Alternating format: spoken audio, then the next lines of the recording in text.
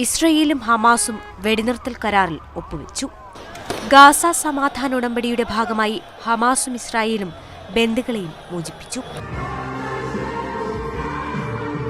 American president Donald ട്രംപിന്റെയും Egyptian president Abdul Fattah al സിസിയുടെയും അധ്യക്ഷതയിൽ നടന്ന ഉച്ചകോടിയിലാണ് ഇസ്രായേലിന്റെയും ഹമാസിന്റെയും പ്രതിനിധികൾ കരാറിൽ ഒപ്പുവെച്ചത്.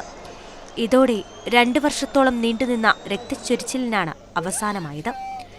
യഹൂദ വിശ്വാസപ്രകാരം അവധി ദിവസമായതിനാൽ ഇസ്രായേൽ പ്രധാനമന്ത്രി ബെഞ്ചമിൻ നെതന്യാഹു ഉച്ചകോടിയിൽ പങ്കെടുത്തില്ല.